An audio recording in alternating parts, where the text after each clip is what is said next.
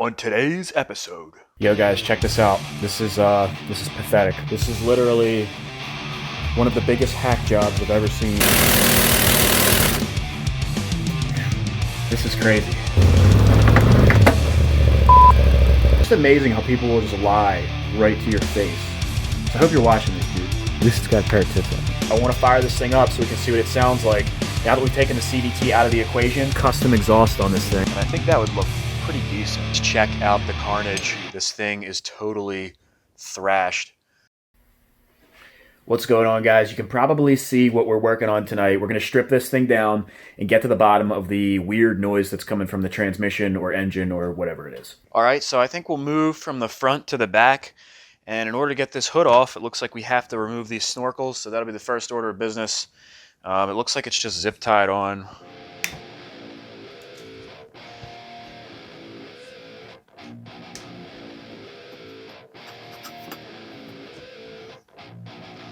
I don't even know if this is airtight. It looks like there's putty in it. I don't know.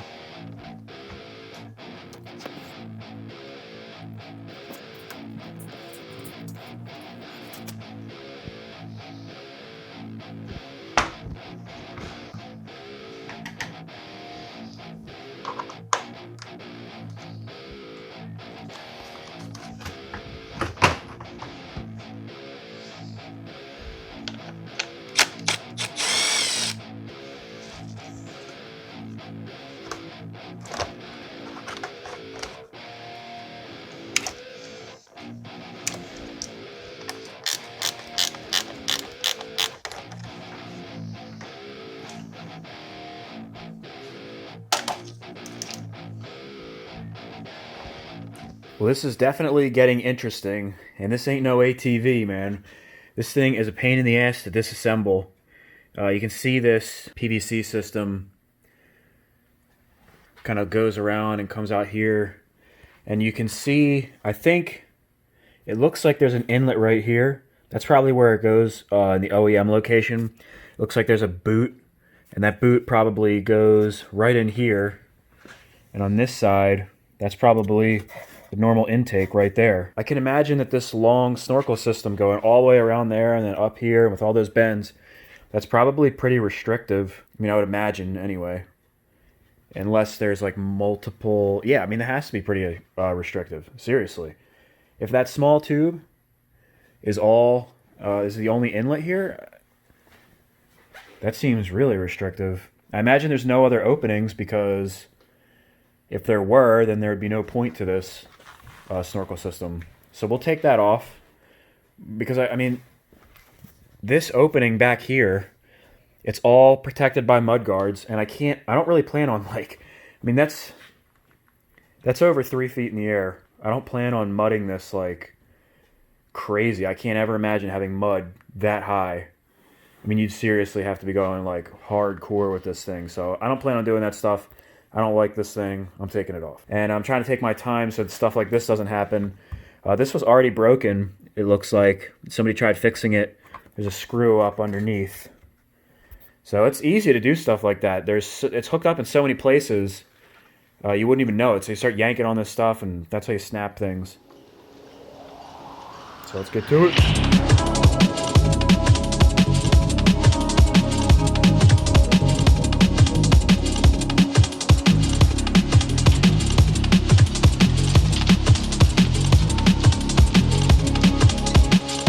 Dude, this is literally one of the most hack jobs I've ever seen. Like, the way that everything is put together on this thing is all hack.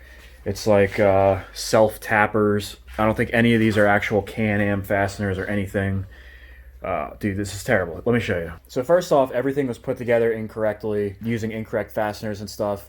This is for, I believe, the winch control hookup. And all wired absolutely terribly. A whole bunch of excess wire just laying out, nothing zip tied or tidied up. Disconnected wires floating around. In here we have one of these wire splices, which are literally the crappiest wire splices you can possibly use. It's just amazing. All those wires and stuff are for the winch. And the dude that sold it to me was like, oh, all I gotta do is hook this wire up in the back and it's good. Dude, no way. There's definitely like a whole bunch of wiring here that's all messed up. There's plugs and stuff floating around. I was looking at the fuse box, and there's a wire hanging out of the fuse box that's disconnected. There's a whole bunch of stuff. It's just amazing how people will just lie right to your face. So I hope you're watching this, dude. Not that it matters, because I kind of like anticipated that anyway. I never expect that people are going to be truthful, especially when you're buying used power sports. So a lot of people don't know, but I actually worked for a company building emergency services vehicles for a period of time. And all we did was like wiring. So if anything was wired this way, dude, you'd be fired in an instant. And I learned a lot of wiring stuff from them. So I'm going to tidy up all of this stuff. We're going to make that winch work. And we're going to make this stuff professional. So luckily I can fix this stuff. More disconnected stuff. Look at this. So if you come in here, you can see disconnected all of... Look, what is this stuff even for? I don't know if these are auxiliary plugs that are pre-wired into the factory wire harness. Doubt it. But like I said, guys, this is my specialty. This is what I do. I like taking stuff that's all messed up and just fixing it. So all this stuff is basically going to be free to fix, with the exception of my time. I'll have to look at the wiring schematic and fix all this stuff up, and we will make it all work properly. 7 hours later. Well, actually, we're going to pull this thing out because it's the next day. And it's way too tight in here to be working on this thing.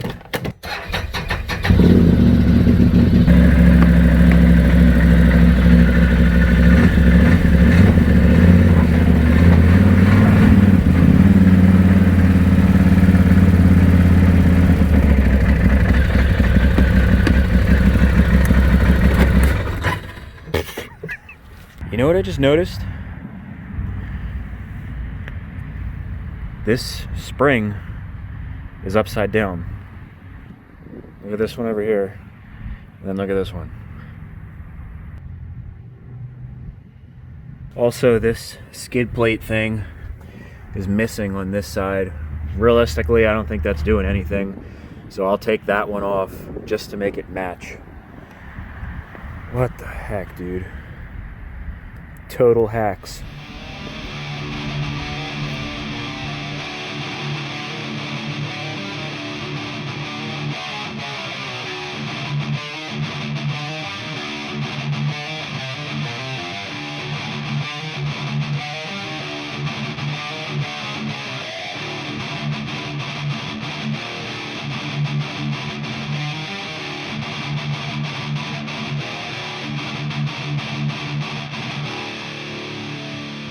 Wow. Look at this thing. Looks like a piece of trash. But this is the money right here. That's what we needed to get to. I took a lot of stuff off that I didn't have to. All these back panels, the back lights and stuff. None of that stuff actually had to come off. But I just wanted to see what was in there, you know, if things were installed incorrectly and stuff. Plus we can wash all this stuff out. I'm going to do like a gentle power wash of this thing. But it's not terrible, I guess. The exhaust is wrapped, and it looks like, surprisingly, it's a decent job. Some of you guys were recommending to wrap the exhaust, so it doesn't look like I'm going to have to do that. It's all the way up the headers. It doesn't look too bad. These, believe it or not, are OEM. They go through the back here, and then at some point they hook up to these snorkels. I'm not sure if I'm going to take those off, because I don't think that's like being restrictive. That's just breathers for the actual CVT. It's not like the air intake. So I am not sure. I don't really like the way these things look. I think it looks kind of trashy. So what I might do is put the 90 or 180 degree elbows down here and just kind of have them breathing right here, so they're not, you know, like up here in your face. Here's this side of the motor. It's really not that bad. It just looks really bad and scary because if you didn't take it apart and you looked at this thing, it's just a mess. This actually is a mess up here. Oh my God. Junk, man. Total junk. You can see the exhaust is wrapped on this side too. There's the drive shaft down there. There's a grease fitting in there. I'll be able to grease all this stuff up, check for leaks. We can check the tension on the cam chains. and I want to listen to this thing with all the covers off, because the maintenance light is on, but that could be caused by all the bad wiring. It could be caused by a lot of stuff. Here's that junk. Oh God, just look at that thing, like all Z'd up. And then up here, I just can't imagine that wouldn't be restrictive. This is definitely coming off. I looked at an OEM schematic, and there is a tube that goes from here right to here, and then it breathes from the other side through here. And I managed to get that piece for 15 bucks used. I could just run these pipes in there and do it like that, but for 15 bucks, I might as well get the OEM boot and try to make it as OEM as possible. I haven't investigated this tube yet. I think that runs maybe, I'm not really sure where that runs to, but we'll find out. This stuff, everything's in decent shape. I mean, they're beat a little bit, but what I'm gonna do, I think I'm gonna paint these. I'm just gonna clean these, scuff them with a Scotch-Brite, and throw a coat of flat black on them just to kind of freshen them up, make them look better. And then as far as the center console goes, I am gonna take this carbon fiber wrap off, and I think I'm gonna put a coat of bed liner on it. That ought to be pretty rugged. And that bed liner is not too abrasive that it would like chew up your elbows, but that should make this thing look a lot better, because all that plastic is faded and stuff. It kind of looks like junk. And then I'll probably do the same thing on the dash in here, take those stickers off and stuff, and either bed line it or put some flat black on it. This center console piece, believe it or not, this is like 26 bucks new, right from BRP. And I was considering buying it. I don't know. I think a brand new piece on there might actually look out of place. But there's these holes in here. There's not supposed to be any holes in there. This is actually a cup holder. I thought maybe gauges or something went in there. So what I think I'm going to do is peel the stickers off of this. We'll pull all the plugs and everything, or switches rather, for right now. And I'll probably spray this in flat black or bed liner. And then I'm going to take a piece, I'll make a template for the inside here out of paper, and then I'll cut a nice piece of rubber and glue it in there, and that way you won't see those cracked holes. It won't look all shitty like that. Some other things I plan to do, get rid of these reflectors up here. They're in the front on the grill too. I'm going to take those off, and I'm actually going to do a custom exhaust on this thing. I could spend a couple $100 and get an aftermarket exhaust, but dude, this is a really simple exhaust. It literally, it's just two cans bolted on the back there. There's a hanger on the top here and a hanger on the top there, or bottom right here. And it's the same thing on the other side. This side you can see a little bit better. That is so easy to make. They're 2 1/4 inch pipes, I believe. All I have to do is get 2 1/4 inch glass packs or resonators for like a car. And I could put tips on it or just leave them. And I think that'll look better, and it'll probably sound badass too. I can't take credit for that idea. I saw some other people did that on some forums, and it turned out really nice, and it sounded good. You can do it for like under $100. Oh my God. I missed an area of the graphics kit. Oh, that has got to come off. At least it's got a pair of tits on it. And of course, we will flip the spring on this front shock because that looks like junk. We're gonna coat the front bumper in some flat black, and I'll probably just get a piece of cardboard and mask off the cage and go around and spray it flat black. We'll remove the roof so I don't get any overspray on that. And just kind of do like an industry recondition job just to freshen it up and make it look a little bit better. Oh, and one last thing, I did want to show you the seats, guys. These came out super easy. There's like a hook in the back here. You pull that, the seats pull forward, and they come right out. Very easy. And this back mesh, this thing was definitely left out in the sun. If you yank on these, they rip right off. We could reuse that, but I'm gonna see if maybe that's a cheap piece that we can replace because it's falling apart. So I'm going to clean up out there and pull that machine in. We'll see if we can pull it to this side a little bit, and we'll be able to get access to that CVT. May or may not work on that tonight. We might save that for tomorrow.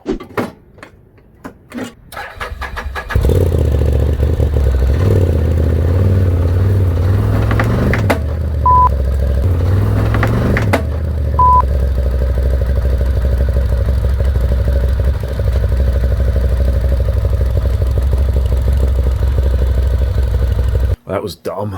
The following day. All right, we got a fresh day here. I want to get some of these pieces outside and get them painted so that they can start drying while we're working on this CVT. But let's fix that seatbelt thing first because that's pissing me off.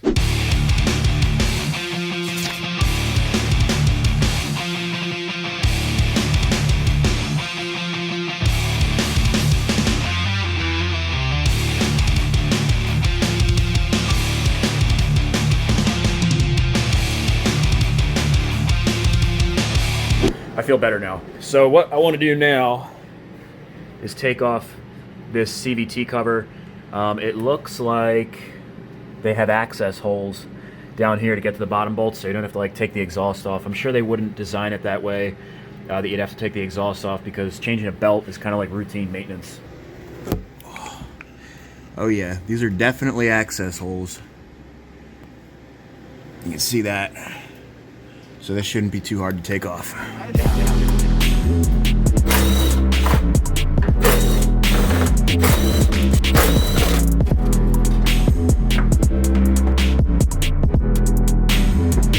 So it's confirmed, guys. The guy that I bought this from is officially a twat, because he told me that this entire thing was rebuilt and it was all brand new in here, which is bullshit, man. Listen, guy, I know I said I'm not a side-by-side guy, but that shit in there, that ain't new. So you can see half of this is rusty, the other half is glazed, so I'm assuming water was in here at one point in time. I don't know if this thing was sitting or what the deal was, but this definitely does not look like it was just rebuilt, and definitely doesn't look like it was brand new. So I think that guy's full of shit. I don't really know what a good belt looks like or what signs are. I thought maybe we'd see like some glossy spots or something. I don't know. We're replacing the belt regardless. So I'm gonna hop on the computer and check out my service manual and just read up on this real quick. But I think we're gonna pull this whole thing apart and rebuild it. I'd like to fire it up and see what it looks like when it's trying to engage. I'm just afraid if we throw some chocks back here and try to do it with our hand, that just might not be the smartest idea. So if I throw the seat back in here, I think I might still be able to look over and see what's going on, because I'd like to be sitting in this if I'm going to do that. We'll see. All right, so I just did a fair amount of reading on disassembly and assembly of this clutch and servicing it and everything. Before I go to taking this thing apart, I'm going to fire this thing up and let's see what it sounds like. I just threw the seat in, and with the seat in there, you can't really see it. So I'm going to attempt to do this with no seat, maybe just like hitting the pedal with my hand. Let's see what happens.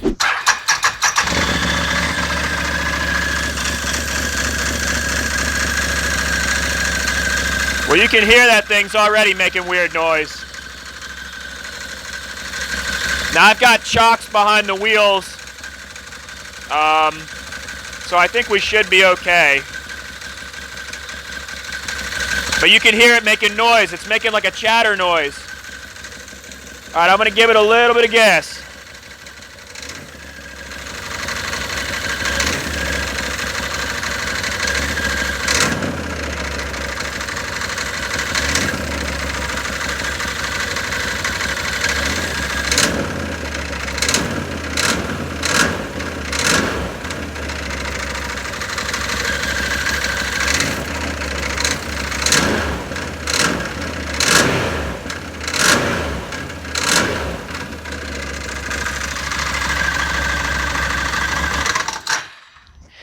All right, I don't know if you guys could hear that, but it's making like a...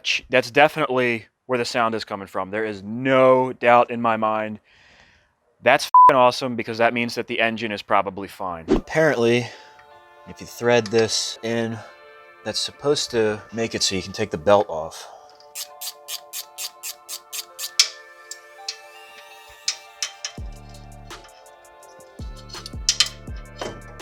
All right, now they actually tell you not to use an impact on this, but I looked on forums and guys said they do it without a problem, and I don't have the special tool to hold this, so I'm gonna go for it.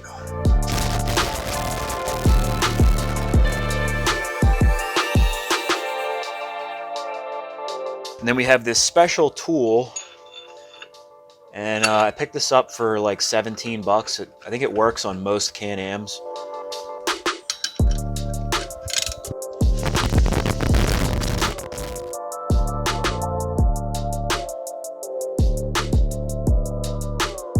All right, now I'm hammering on this thing pretty good, which is kind of scary.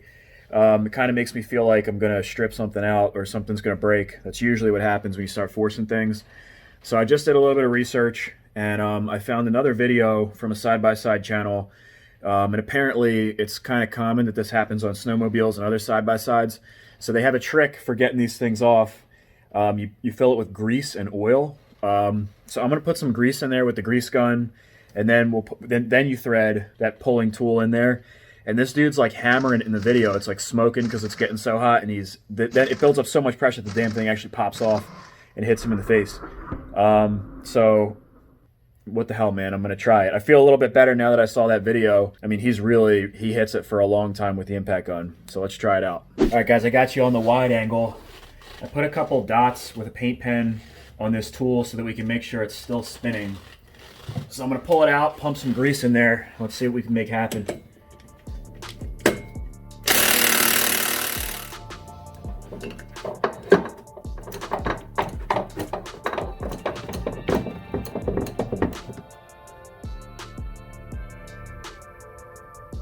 Wow, that was more grease than I thought I'd put in there. All right, so this is supposed to create a hydraulic effect. You can see right away, it pushes back.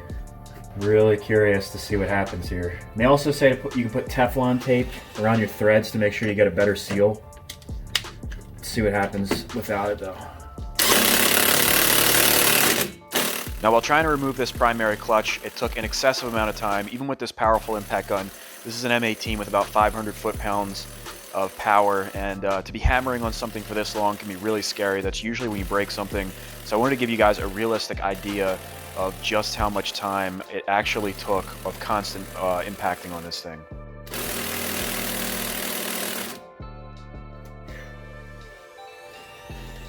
This is crazy.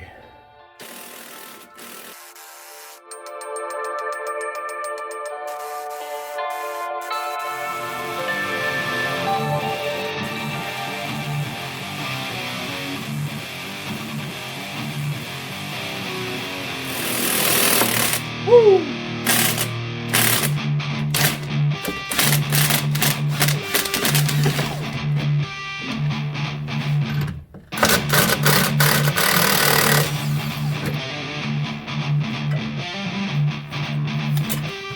Guys, check out the carnage. This is the inner hub, I believe, of that primary clutch, and you can see the surface is thrashed, dude. The whole thing is rusted and pitted, and with the exception of this area here, I don't even think this is salvageable. There's also these bumps in here. I don't even know if the belt goes that low, but regardless, I think this thing is shot. I don't even think this can be reused. You'd probably have to take this to like a machine shop and have it, I guess, like professionally surfaced or whatever. Don't think it's worth it. I looked this part up. It's 300 bucks new from BRP. I found a used one for 240 bucks, and that doesn't include this bearing right here, which, by the way, this one way is all grit and grime. You can feel the grittiness in it. It's shot, man. So I'd have to replace those bearings, replace this piece, and not only that, here is the other contact surface in the primary clutch. There is a ridge right here. This, I think we maybe could get away with. Might be salvageable, but these, the thrust washers in these are bad. They would all have to be replaced. I did actually buy a kit that has those, but regardless, there's these slider plates. I'm pretty sure they should be replaced too. It's 30 bucks a pair, and there's 6 pairs, I believe. So that's like 180 bucks right there to replace that. So between the 180 and we'll just say $200 if we could get a decent used one there, that's 380 bucks. Now we did get this clutch kit that came with these 2 springs. That's like a sport clutch kit from EPI. I paid 85 bucks for that, and I think it's like a $220 or $250 kit. So we got a good deal on that. You can see it came with these new finger things and thrust washers, but we're actually not going to use that. This actually looks pretty decent. All of this stuff in here feels good. I don't think we're going to have an issue. The bearing up here is nice and tight. I don't think we have to touch anything with that, but we can use the upgraded sport spring on that. Now the good news is I found a company called CVTech that makes an entire primary clutch assembly. It gets rid of all of this stuff and it's going to replace everything. It's brand new and it actually has better performance than the OEM Can-Am. These OEM Can-Ams are notorious for ruining belts and having a lot of slippage in the lower RPMs. The CVTech is supposed to really hook in the lower RPMs and you're supposed to be able to put all the power to the ground, which is exactly what we want. So that was 422 bucks. A lot better than replacing all the stuff in there and probably wouldn't even perform as well. I wanted to show you these belts too. This is the belt that came off. It looks like it's a little bit glazed. this thing is probably shot. I did check the part number. It is an actual Canam Maverick belt. I thought maybe it didn't even have a Canam belt, but it is. But this belt is a little bit thicker. It's a Gates G-Force. This is supposed to be a pretty nice upgrade in itself. So between this belt, the CVTech primary, upgrading the spring on the secondary, I think we're gonna have a really nice performing clutch. I want to fire this thing up so we can see what it sounds like. Now that we've taken the CVT out of the equation, we can actually know if the motor sounds good or not.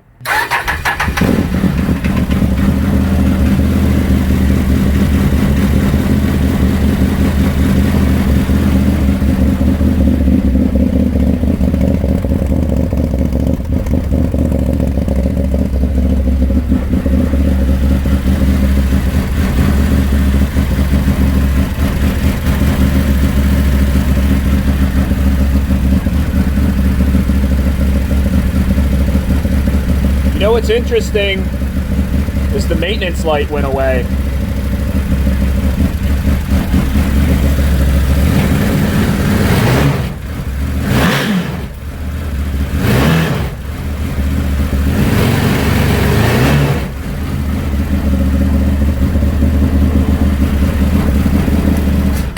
I mean, it seems pretty good. All right, guys, I am really happy. You might not expect that after looking at the condition of that clutch, but I'm actually really happy right now because if you watched the last couple videos, when I bought this thing, I was told it had an issue with the crank, and I thought I was going to be doing an entire motor rebuild. And I'll tell you what, after just getting the plastics and stuff off of this thing, I really don't feel like doing work on this thing. It's not like a quad or a dirt bike. Everything's really easy to access. This thing is like working on a car. There's nothing like finding the actual issue. If you ever worked on your stuff, when you're not sure what's wrong with something, especially after you just bought it, finding the issue, sometimes you find things like, oh, maybe it could be this, maybe it could be that. When you find something that it's like, okay, it was definitely this, it's just such a relief. So this is awesome. All right, guys, so we are finished with this video. I did find some really cool stuff on eBay. Speaking of the exhaust, they have like these universal mufflers, and some of you guys are probably gonna be like, dude, that's junk.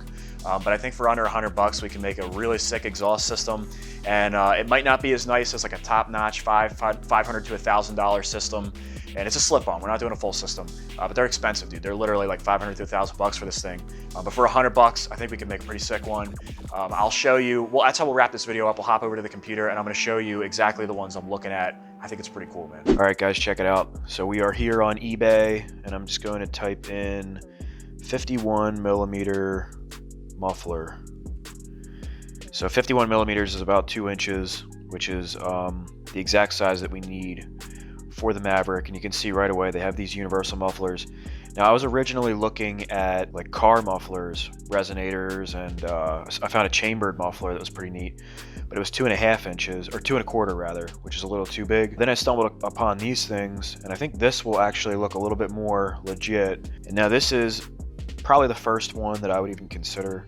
It's really short though, so it'd probably be pretty loud. Now, the only thing that I don't like about this one, besides just being short, because they sell this in a longer version too. So they come with this like quiet core thing, and you can remove that, but even so, I still think that might be a little bit restrictive. This is really inexpensive. I think you can actually get these for $30 each. So even though this is $66, I think you can get, for $60 I could get 2 of these. And I think these look decent. The way that it's designed, like you can see how big the opening is. I think that that's going to perform well, and I also think it's going to sound good. It would probably have a nice deep tone. Now, there's this style here too. Now, it wouldn't be this expensive. I can get this for $100. So if you look at these, and again, I'm showing you, I chose this one specifically because you can actually see what it looks like right next to each other, because that's similar to what it would look like on the Maverick. So that exhaust I actually found on Amazon. The cheapest is right here. You can see it's $50 a muffler, so it'd be $100.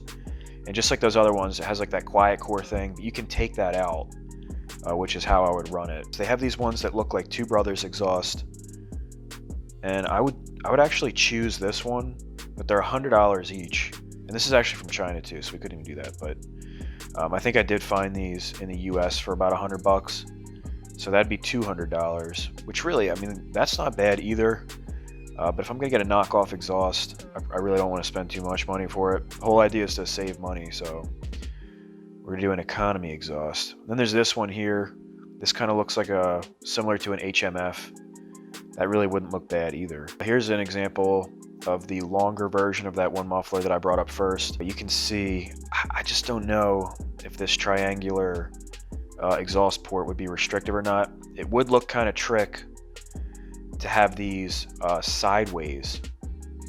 I think that might look cool with 2 mufflers, but I don't think this is going to be the best choice. The closest I could find for name brand exhaust that's actually made for it is the Big Gun Evo at $477.69.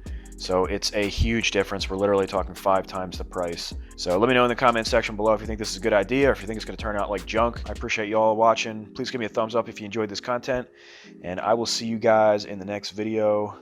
Peace.